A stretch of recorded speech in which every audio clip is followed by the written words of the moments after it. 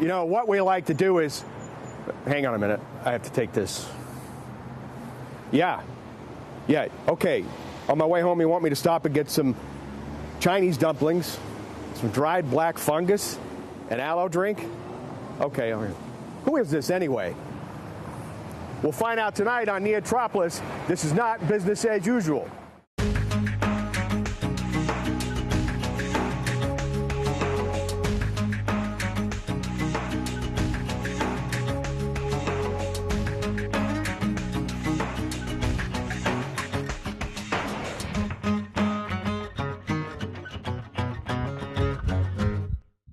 Welcome to NEOtropolis. We are not business as usual. Hi, I'm your host, Jim Evans.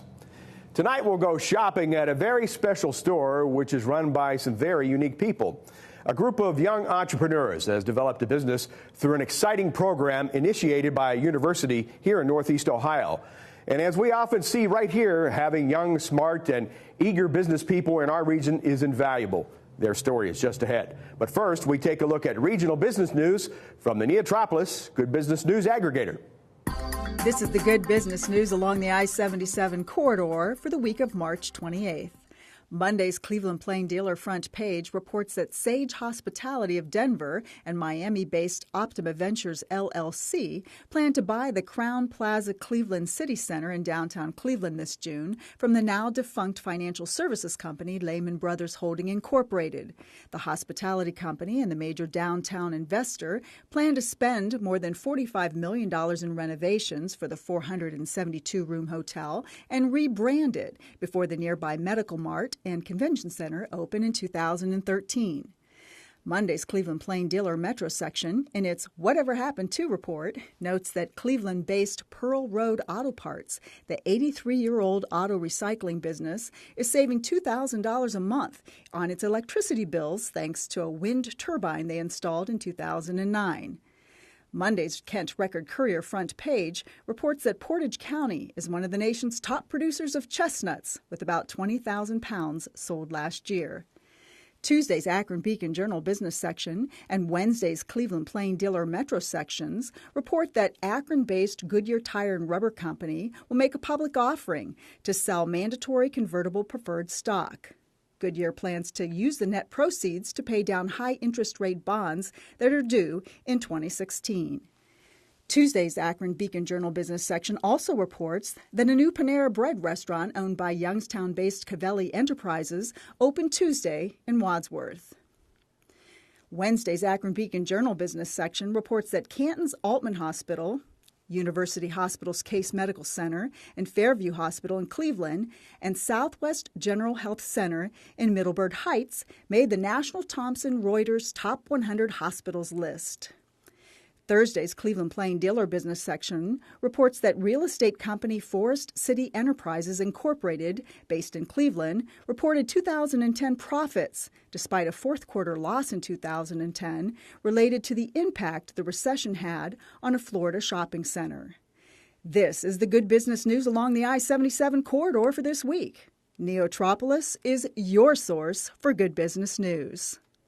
Some stores, you know, have a restriction on the number of students that may enter at one time. Not the case for us and a cool store in Kent, where as many students at a time are very welcome and from any place.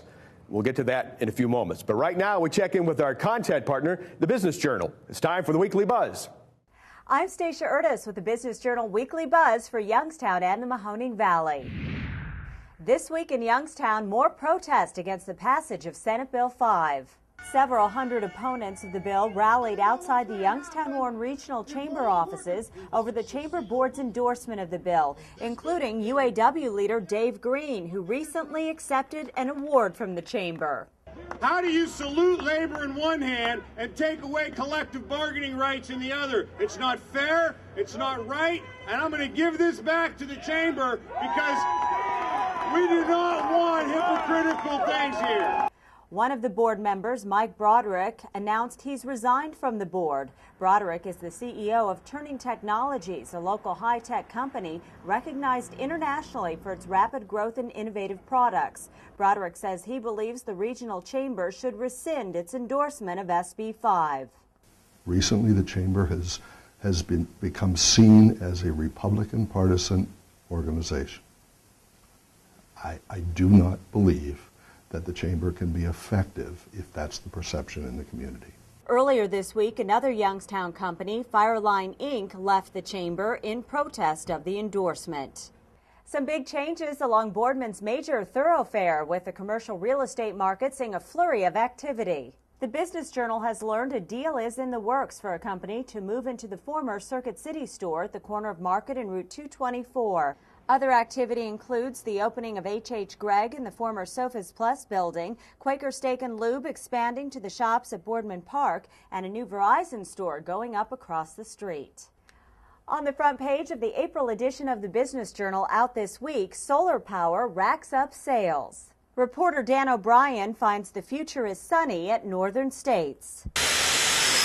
Since Northern States Metals introduced the Solar Flex Rack, the company has nearly doubled its workforce. Since the inception of the Solar Flex Rack and getting involved in the alternative energy market, we've gone from approximately 45 employees to 140 employees in roughly 18 months.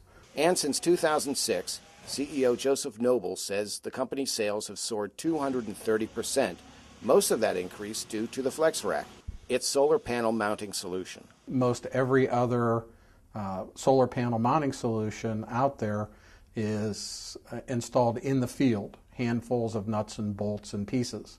Where the Solar Flex Rack comes to the field, actually collapsed, and it unfolds. You can read more on O'Brien's story in the latest edition of the Business Journal.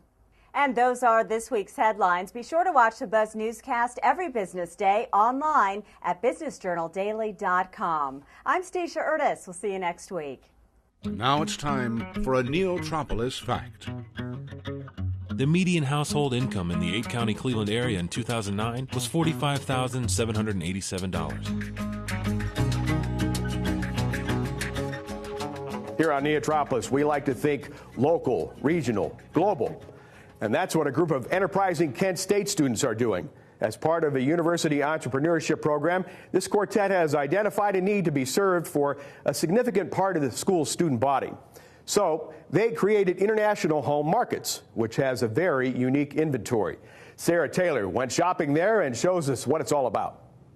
At first glance, this may seem like your typical small convenience store, but if you take a closer look, you'll find some unusual products like this dried black fungus. This is International Home Markets, and what's not business as usual about this store is that it was started by and is run by students in the university's entrepreneurship program. Well, good morning, everyone. Craig Zamory has started 2 successful companies. Now he's sharing what he's learned as one of several entrepreneurs in residence at the 3-year-old Kent State Center for Entrepreneurship and Business Innovation. He's teaching, along with Denise Easterling and Center Director Julie Messing, these 23 students in the Entrepreneurial Experience 2 class. It's required during this 2-semester course that the students start a business. We have a product that is a biodegradable filtered water bottle. And we are the Vault.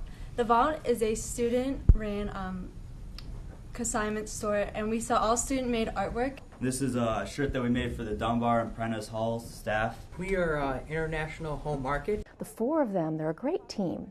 They have great symbiosis, if you can, between the 4 of them. Juniors Jania Kali, Nick Testa, and Abdullah Al-Khada and senior Crystal King met in the class and joined forces to pursue an idea that would do what Jania says they'd been taught: solve a problem. International students at Kent missed foods from home. Abdullah understood that all too well. He's from Kuwait. It's a split cheese. Craft. Yeah, American, yeah, it's split cheese, but you don't have it here. I don't know why. They don't sell it in the States? Yeah, no. They do now at International Home Markets, the foursomes store located in downtown Kent's Acorn Alley. We all had to do a pitch, and then we all had to compete to who gets the spot. And also it comes with like a few things of equipment, and also came with 3 months of deferment of rent. The International Home Markets Group won. Very high energy, and they are so excited about this, and they want to continue to do this. It was just fun for us to watch. They moved in the fall and spent a lot of time researching just what products would fill these shelves. Working with university organizations, they conducted surveys of international students. We didn't want to just get any product. We wanted to get the products that they missed the most. They discovered that the majority of Kent's international students, 52%, are Asian. In the store, you'll find dumplings from China, now Nick's favorite food, an aloe drink and crackers from Korea that have won over Crystal. I don't know if I keep eating them, I might not go back to American food.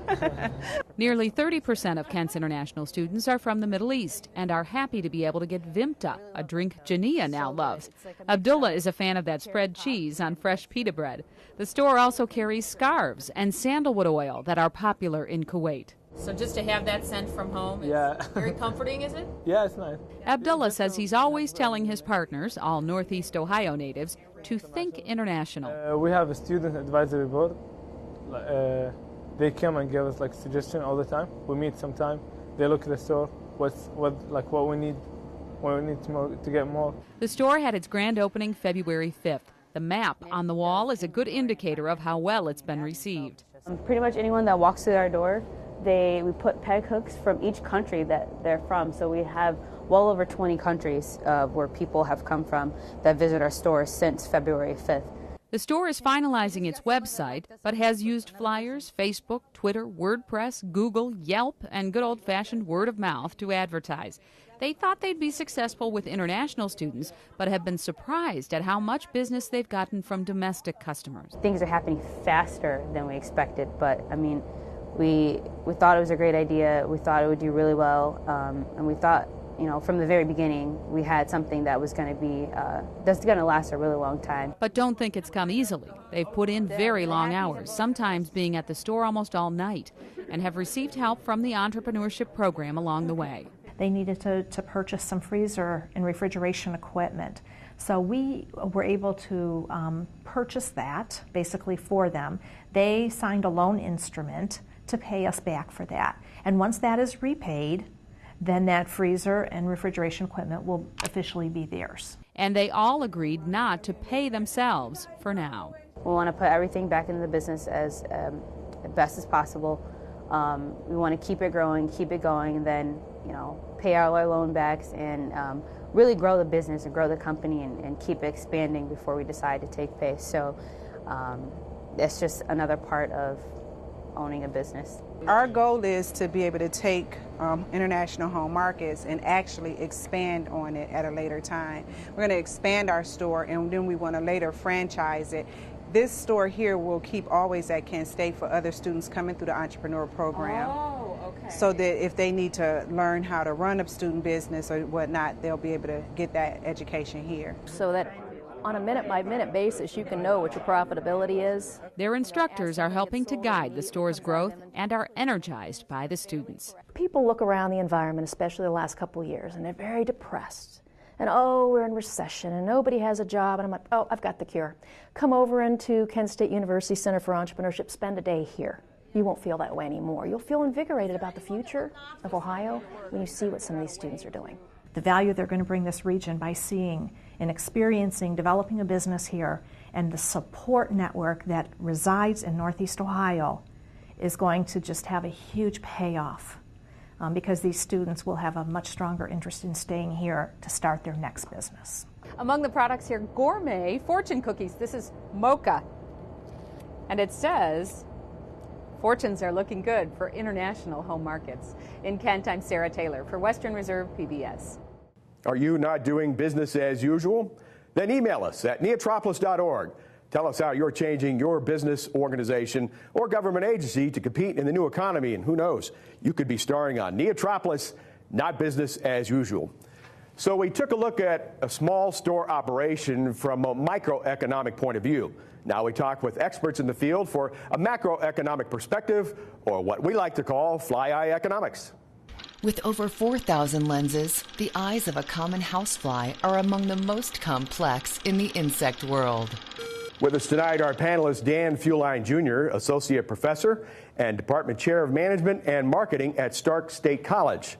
Deborah Hoover, President and CEO of the Burton D. Morgan Foundation, and Dr. Peter Ray, Director of the Center for Innovation and Growth and Burton D. Morgan Professor of Entrepreneurial Studies at Baldwin Wallace College. Folks, thanks so much for being with us this evening. We really appreciate your time. Entrepreneurship classes and degrees are a relatively new addition to many college programs. Talk about, it's kind of obvious perhaps, but get into how this got started, why it got started, and how this needs to expand. Dan? I can kick it off for us. Sure. I can speak from Stark State College's perspective. We started our program 2 years ago when there was a need that was recognized in the community as far as what can we do to help students get out there in the job market, give them the tools from an entrepreneurial aspect to start a career. And that's where we started 2 years ago. We have a full-blown 2-year AA degree, certificates, stackable things that we also do, and it's worked out very well for us. The response has been good. Very well, yes. Anybody else want to? Well, we, of course, are a private foundation, so we're not actually running educational programs, but we are supporting educational programs on college campuses, about 10 altogether in Northeast Ohio, including 5 that we're doing with the Ewing Marion Kaufman Foundation out of Kansas City. That's the Northeast Ohio Collegiate Entrepreneurship Program. And Baldwin Wallace happens to be one of those schools, along with Hiram and Oberlin and the College of Worcester and Lake Erie College. So very exciting things happening on those campuses, students starting businesses, learning about entrepreneurship in their classes, a lot of great things going on. You know, it's also an opportunity for students to get involved in this, to find out, again, A, if they want to pursue something like this, but B, also, maybe this isn't for me. This is not what I want to do. Can you talk about that?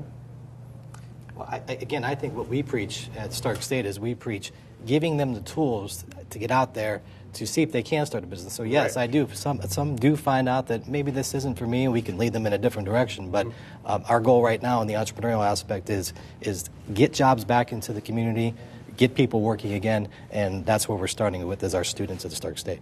Is the interest in this area of study different between public and private institutions? Yeah, so let's start with your core question of why do we need to do this? Yeah. We have to start, grow, and reinvent organizations for our region to thrive. And so how do you learn to do that? You're going to have to learn it by doing it more than you are in a classroom. You're going to need to learn it by practical mentoring as opposed, again, to a traditional academic piece. And the so what to everybody is most jobs are going to be held by smaller enterprises. So the small business enterprise has a compelling number that half of the workforce in the United States are employed by companies with sales of less than $1 million. And that sector is creating 70% of new jobs. So it doesn't matter whether you're going to be an entrepreneur. Odds are you're going to work for an entrepreneur. Exactly. That's true. How do we continue to get and grow students' excitement about being in a program like this? Well, one way we're doing it in Northeast Ohio is we have a very active business plan competition environment. So we have a number of competitions that run throughout Northeast Ohio on the campuses, and then larger ones that bring the campuses together to compete against each other. So, and we see businesses actually coming out of those competitions and actually starting and continuing and thriving here. So it's very exciting to see that. Because of what Burton, New Morgan, and other institutions are doing, the students get the point that in this economy, it's full of turbulence, it's full of uncertainty, that they've got to figure out how to create a job, not just get a job. So there's a kind of a hunger to learn how to do that. And what they lack is, so where do I begin? What's the first step? How do I get started? But the motivation's already there. Well, first have a good idea, right, and then a good business plan, and you go from there. Absolutely. Obviously, the idea behind this is to get the students involved, but to try and maintain their presence here locally, regionally, perhaps statewide. Can't say that for everybody. People will always want to move forward, whatever. But talk about the importance of having that grasp. Local roots. Well, again, we're suffering from the brain drain, and we all know that topic in term. We need to keep people in Ohio. We also need to keep them in Northeast Ohio. And one of the things, again, I'm speaking Stark State because that's what I know most about. We're building a 41,000 square foot business and entrepreneurial studies center where we'll house 8 incubators inside there. So we'll have local businesses come in, incorporate with our degrees and with our faculty and join all of that, and hopefully those businesses that are created within there stay there, and that's one of our goals at our college. And that incubation aspect is really, really important. There are a number of schools that are doing similar programs. Lorain County Community College is another one that has a lot of activity on its campus. Oberlin College, for example, has a program for students who have just graduated that they will fund them to help them get their businesses off the ground and start them here and hopefully stay here. It's about brain gain. Great. That's a great way to frame that up. The Burton D. Morgan Foundation, of course, has its mission to strengthen the free enterprise system by investing in organizations and institutions that foster the entrepreneurial spirit, as it said. If you would, Deb, you talk about why that mission was chosen and how it has evolved. Happy to talk about that. It's a bit of a long story. It has to do with our founder, Burton D. Morgan. He was a serial entrepreneur himself, started more than 50 companies during his lifetime. A number of those companies didn't work out so well, but a number of them worked out really well, and he put that wealth into the foundation that now bears his name. So he felt that he didn't have enough entrepreneurship education as a student, and he wanted other people to be able to experience entrepreneurship while they're in a university setting and learn more, gain the tools that they can use when they're eventually starting a business as an adult. So that's how we got started. And it's been rolling pretty successful ever since. It has been. And so we're doing it not just for college students, but for younger students as well, and then continuing life education for practicing entrepreneurs and people who want to become entrepreneurs. That's fantastic. What's important to build on what Deb said is that because of Burton D. Morgan's leadership, Deb's in particular, when it's securing funding for about a half dozen institutions, they leveraged Burton D. Morgan money with the Kauffman Foundation, which is the largest entrepreneurial education foundation in the U.S. Mm-hmm. So that brought $6 million into the region, leveraged above and beyond what Burton D. Morgan was doing. So they also act in an entrepreneurial manner, which is critical. Thank you. Well said. Why might Northeast Ohio be a good region for this type of thing, that home markets and other entrepreneurial ships might be able to thrive? Of course, we're prejudiced towards Northeast Ohio, absolutely. But I just think that with all the big business that we've had in Northeast Ohio, especially down in the Stark County region, and a lot of those companies moving out, I think that we can reinvigorate our area with starting these small businesses and kind of revitalize the whole community by just starting these homegrown, whether it's in the home, whether it's renting, leasing buildings throughout Stark County. I think we can regenerate and get this thing going again. It's non-discretionary. This is the only way that we'll have some prosperity within our region. It seems to me our assets there's a great loyalty to Northeast Ohio. Yes. That's a lot that's something to drive on top of. There's a recognition of how critical this is, that there's, Deb talks about an ecosystem that's been created over a period of years. There's frankly more support around entrepreneurship than probably people in our own region understand. So, and we got in front of that. So every region is struggling with this question of how do you start and grow businesses. The advantage that Northeast Ohio has is they got in front of this 5-6 years ago. So there's a much richer infrastructure. You can always argue we got to do a lot more, and I think we do, but there's far more there than I think what most people recognize. We have less than a minute if anybody wants to add to that. Well, I would just add to what Peter said about the ecosystem, that we have built a really strong ecosystem for entrepreneurship here in Northeast Ohio. It includes the universities that we're all working with. It includes organizations like JumpStart and BioEnterprise and NorTech. It includes the vision of the Fund for Economic Future and lots of other unsung heroes who have volunteered their time to make all of this happen. So it's about absolutely what we need to do to reinvigorate this region. Folks, thanks so much for your time here this evening, your involvement, of course, tonight and with the show, and hopefully we'll have a chance to talk again. Thank you. Thank you. Again, a promising future for international home markets. And with that, it's time now for Into the Future. Into the future. Hi, this is Bruce Hendrick with RBB Systems, the premier electronics job shop. We've been a full-service provider of electrical and electronic services since 1973, but the reason I'm joining you today is to tell you about our innovative approach that we did. We've changed in the year 2007. We made a very big decision for our business and for our customers, and that is to focus our entire business on doing small batch work. And since that time, we've optimized the whole business around doing just the small orders. In fact, many of the orders that are not well served by some of our larger former competitors. And so we've been able to optimize our business and grow significantly during the recession. We've added 20% to our workforce, and we've grown 25% over the last year. We attribute most of that to the fact that we've got an optimized system around doing small batches for our customers. We do an average order size of only 40 pieces, and you can imagine in technology, that's a very small order. So the kinds of things we serve for our customers are small batches of new products, new technologies, legacy products or things that have been out in the field for quite a while, unforecastable demand for things that come in. I don't know how much I need, but I need them right away. That kind of thing. So we've embraced the term job shop, and if you'd like to learn more about RBB Systems and how we take care of our customers, please visit www.rbbsystems.com. Thank you very much for your interest. You know, we also like to give you the rundown on the financial field, and the experts at NCA Financial Planners are here to help us do that now with a stock wrap. Tonight's local spotlight company is KeyBank. Headquartered on Public Square in Cleveland, Ohio, its roots trace back to the mid-1800s. Over the years, mergers and acquisitions and organic growth have made Key what it is today. KeyBank operates under two principal divisions, Community and National.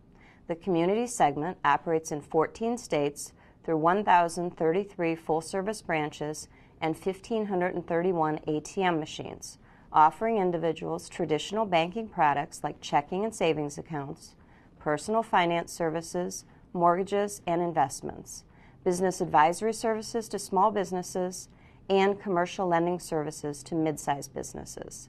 The national banking segment operates across the country, providing real estate capital such as construction loans, permanent debt placements, and equity, as well as investment banking and other commercial lending needs such as foreign exchange products and interest rate derivatives.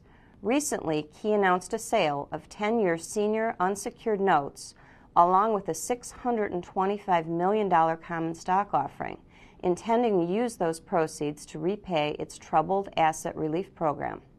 Key was only able to do this after passing the government-applied stress tests required of any financial institution that participated in TARP. 15,000 employees strong, Key trades under the symbol KEY. Back to you, Jim. Culture and entertainment has such a wide appeal, as it does here in Northeast Ohio.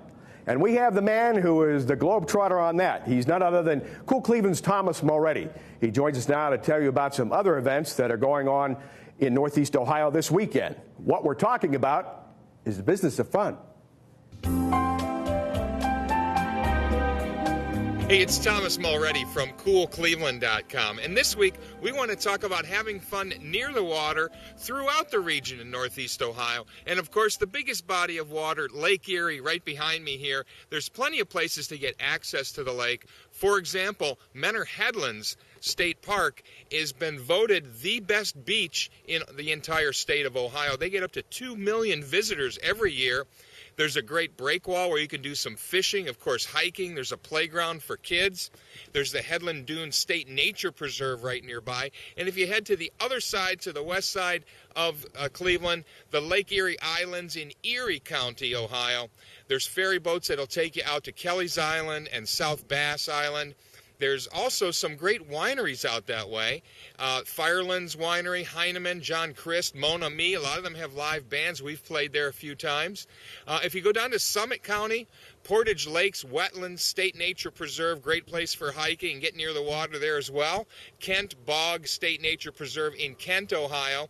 And of course, Eagle Creek State Nature Preserve in Portage County. There are plenty of places to get near the water throughout the region. This is Thomas Mulready from CoolCleveland.com. Have a great week in NEOtropolis. Now, as we leave you, remember, there are things that you can do to help the Northeast Ohio economy. One way is to get out to any of the events Thomas told us about and make your investment in fun.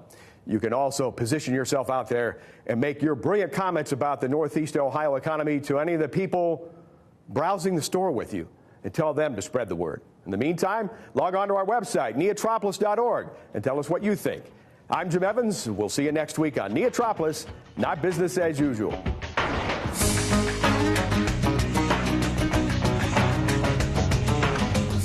Funding for NEOtropolis has been provided by the Burton D. Morgan Foundation, committed to the free enterprise system. First Place Bank is proud to sponsor NEOtropolis. As a community bank, First Place Bank believes we are only as strong as the communities we serve. Locally owned businesses are the cornerstone of our communities. We concentrate on helping local businesses make the most of their resources through a variety of services delivered with a community banking touch. The Dominion Foundation. JumpStart, working with entrepreneurs to accelerate the growth of their high-potential businesses to create a more prosperous economic future for Northeast Ohio. Youngstown Business Incubator. And NorTech. Next week on NEOtropolis, more buzz, stock wrap, and into the future. Find out who is not doing business as usual. Now stay tuned for Newsnight.